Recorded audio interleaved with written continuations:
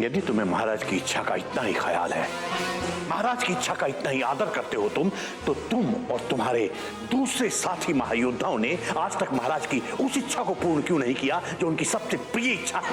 हम पंडित जगन्नाथ के खौफ से डर कर अपने कक्ष में नहीं बैठ सकते, वरना भवानी सिंह की तरह हम भी काय कहलाएंगे। इस महल में पंडित जगन्नाथ के सिवाय हमारा कोई नहीं है। हम उन्हें पिता समान मानते हैं और उनके हर आदेश का पालन करना अपना धर्म समझते हैं।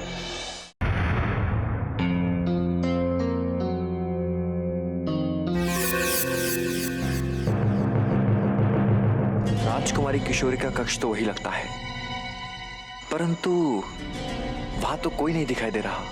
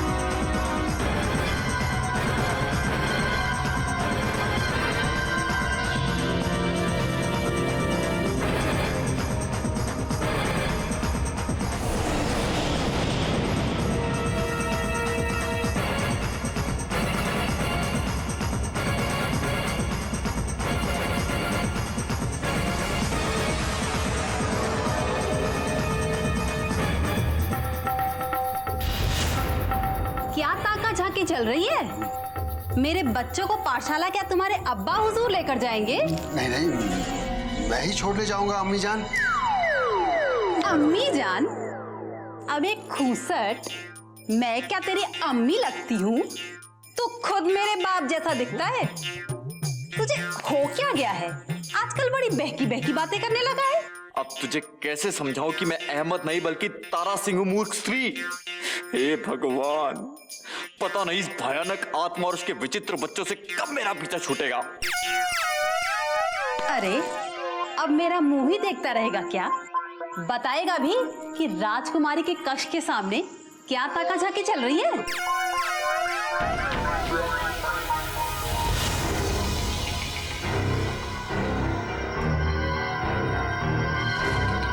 माताश्री, ये कुछ छिपाने की कोशिश कर रहा है। हाँ, बता बता बता बता क्या है? जरूर मेरे गहने चुरा कर भाग रहा हो। बता। मैंने चोरी नहीं की। अच्छा, चोरी नहीं की तो बताता क्यों नहीं है? भीम, बलवान, छीन लो जो छुपाने की कोशिश कर रहा है।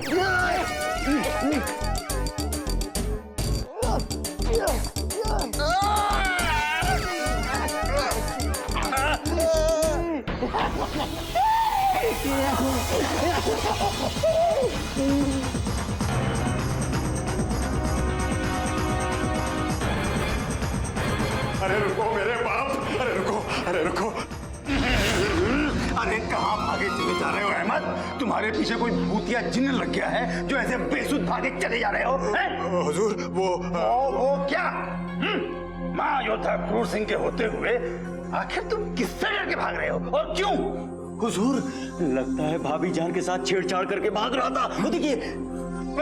प्राणेश्वरी, मोहिनी, प्रिय, किसका पीछा कर रही हो तुम? इस चोर का, जो अवश्य ही घर से कुछ ना कुछ चुरा कर जरूर भाग रहा है। चोर? अच्छा, तो अब तुम हमारे घर में चोरी भी करने लगे हो? चोर कहीं के। नमक हराम, जिस थाली में खाता है उसी में छेद करता है तू। हुजूर, मैंने कोई चोरी नहीं की, मैंने कोई चोरी नहीं की। पिताश्री, पिताश्री, देखो अहमद चाचा ने क्या किया है। अब अहमद ने और क्या कर दिया बलवान?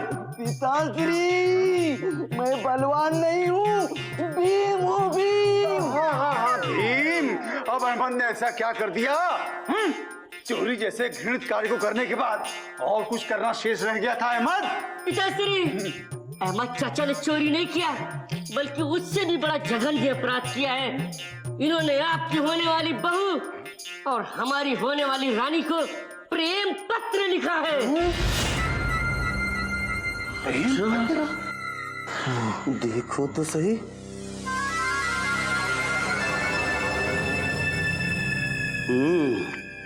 अब समझ में आया कि आजकल ये इतना खोया खोया क्यों रहता है।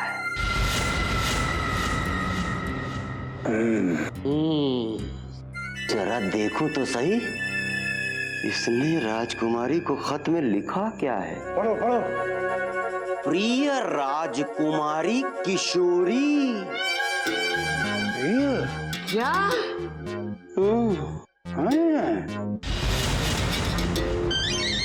अब हम आपकी यादों के सहारे ही जीवित हैं। अच्छा,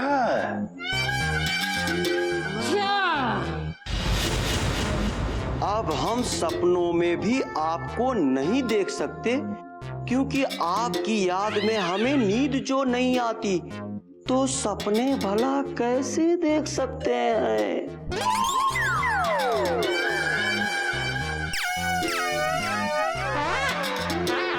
किंतु हमें पूरा विश्वास है कि तुम एक दिन हमारी रानी जरूर बनोगी।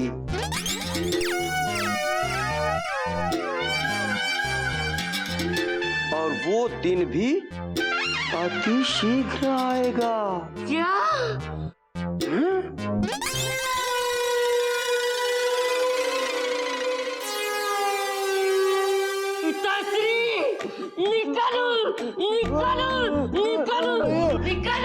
हुजूर, अंदर रखिए, अंदर रखिए। पिताश्री, इस दुष्ट अहमद को तुरंत फांसी पर चढ़ाने का आदेश दीजिए, क्योंकि इसने आपकी होने वाली बहू और हमारी होने वाली रानी पर दुष्ट दृष्टि डाली है। दुष्ट अहमद, हम महाराज शिवदत्त से मंत्रणा करके तुम्हें कठोर दंड दिलवाएंगे, क्योंकि हमारी राजकुमारी किशोरी को प्रेम पत्र लिखकर तुमने जघन्य अपराध किया है। क्या हो रहा है यहाँ?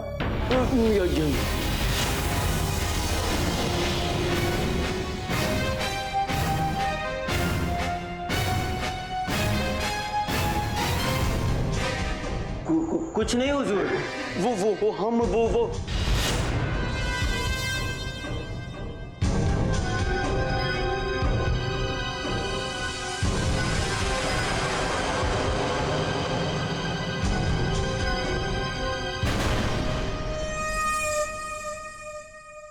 ये युवराज इंद्रजीत सिंह का पत्र है।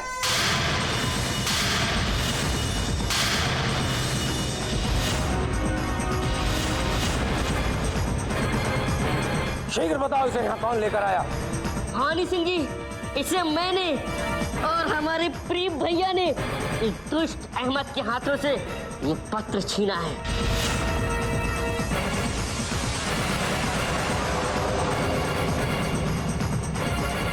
यदि ये प्रेम पत्र हम अहमद चाचा से नहीं छीनते तो ये राजकुमारी किशोरी को दे देते, किंतु राजकुमारी किशोरी कक्ष में नहीं है, इसीलिए हमने छीन लाए।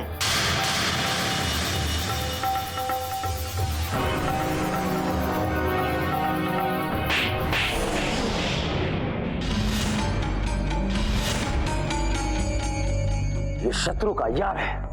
मगर हुजूर, दुश्मन का जासूस यार तो कारागार में है। नहीं, जो तुम्हारे कारागार में है वो असली अहमद है। ये युवराज इंद्रजीत सिंह के धूर्त यार हैं, जो यहाँ राजकुमारी को प्रेम पत्र देने आए हैं। सैनिकों,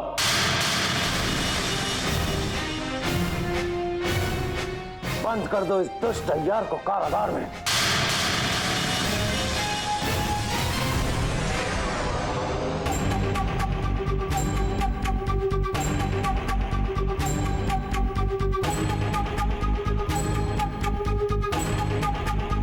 शाबाश। अब पंडित जगन्नाथ को हम दिखाएंगे कि उसका घमंड कैसे पानी पानी हो जाता है।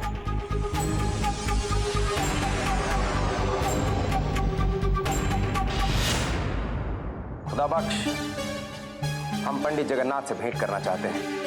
उनसे जाकर कहो कि भवानी सिंह आए। भवानी सिंह जी, पंडित जी इस समय बहुत व्यस्त हैं। यदि आप फुर्सत में आते। बख्श, पंडित जी से जाकर कहो कि भवानी सिंह आए हैं। हमारा उनसे भेंट करना बहुत आवश्यक है। ठीक है, मैं पंडित जी को संदेश देता हूं।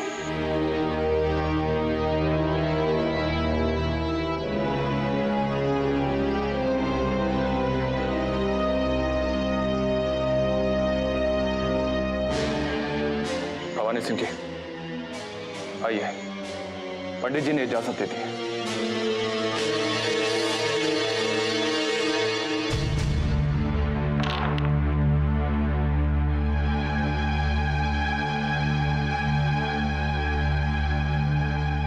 प्रणाम पंडित जी। क्षमा चाहते हैं, हम आपसे बिना समय लिए भेंट करने आ गए, किंतु हमारी विवशता ही कुछ ऐसी थी। राजकुमारी किशोरी ने शत्रु के अय्यारों को महल में बुलाना आरंभ कर दिया। शत्रु के अय्यार? जी पंडित जी, अभी अभी हमने विजयगढ़ से आए एक बहरूपी अय्यार को बंदी बनाया है, जिसके पास युवराज का ये प्रेम पत्र था। यदि समय रहते हमारी दृष्टि ना पड़ती तो ये प्रेम पत्र राजकुमारी के हाथों में होता।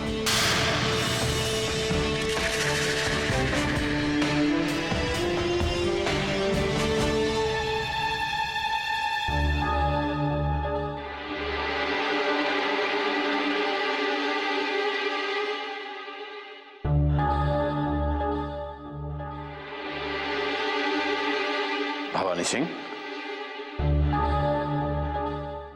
जिसे तुम शत्रु का अय्यार कह रहे हो, हमारी नजर में वही संदेशवाहक हमारा अतिथि है,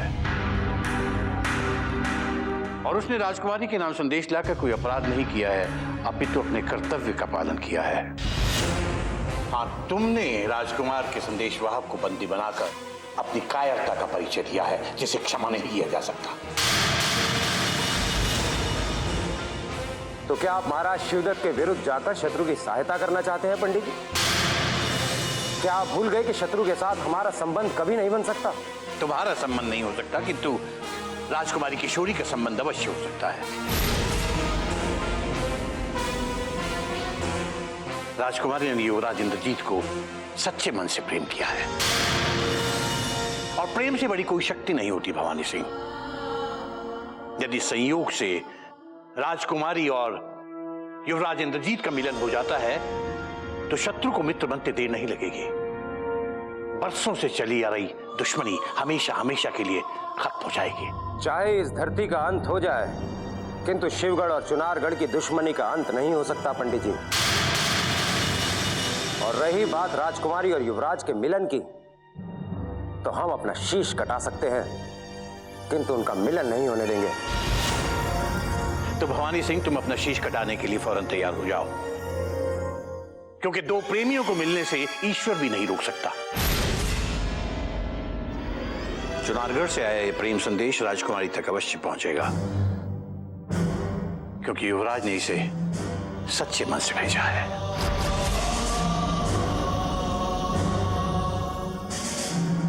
आओ खुदाबख्श।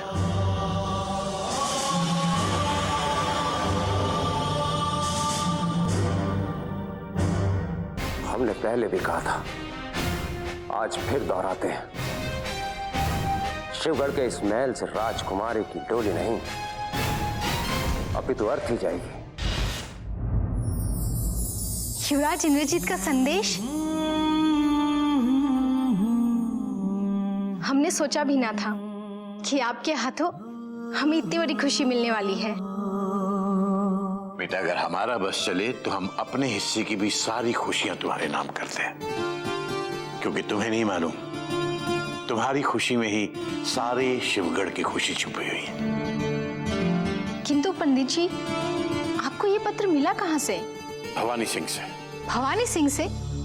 किंतु उस दुष्ट को ये पत्र किसने दिया? बेटा, ये पत्र दरअसल युवराज का एक संदेशवाहक लेकर आया था, जिसको बंदी बनाकर भवानी सिंह ने ये पत्र छीन लिया। किंतु तुम्हारा प्रेम सच्चा था बेटा, और शायद इसीलिए ये पत्र अब तुम्हारे हाथ में सुरक्षित पहुंच गया है। महल में आपके शुभ कदम पड़ते ही हमें इतनी बड़ी खुशी मिल गई है। अब हम सारी चिंताओं से मुक्त हो गए हैं। हमारी प्रशंसा में समय नष्ट करने की बजाय बेहतर है कि तुम इस खत को पढ़ लो। मैं चलता हूं बेटा। हाँ बेटा, ये पत्र पढ़ने के बाद इसका जवाब जरूर लिख देना।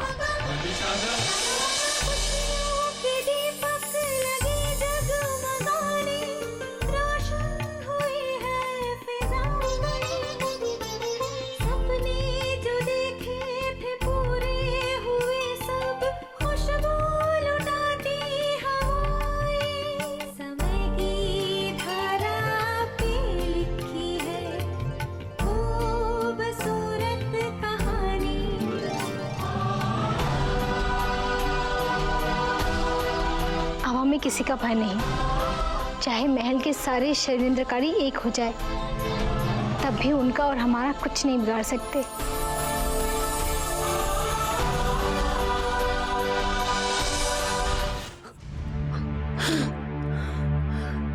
पता नहीं ये शिवगढ़ के बेवकूफ महायोद्धाओं को क्या हो गया, मुझे कोई पहचान क्यों नहीं रहा है। लगता है अब गर्दन कटवानी ही होगी।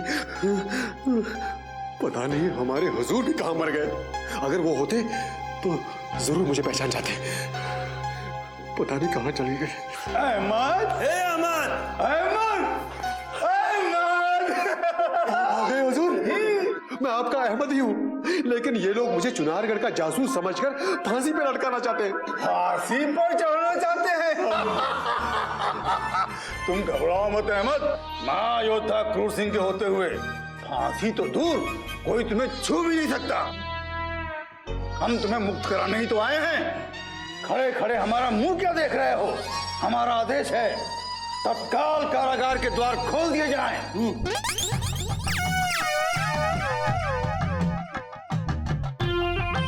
सैनिकों, हुजूर का हुक्म सुनाई नहीं दे रहा तुम लोगों को? जल्दी से दरवाजा खोलो। उस बेवकूफ चंगेज ने गलती से नकली जगह असली अहमद को कारागार बंद कर दिया। खोलो जल्दी। हम विवश है हुजूर, बिना प्रमाण के द्वार नहीं खोल सकते। बिना प्रमाण के हम द्वार नहीं खोलते। प्रमाण चाहिए? महायोद्धा क्रूर सिंह तत्काल प्रमाण देते हैं।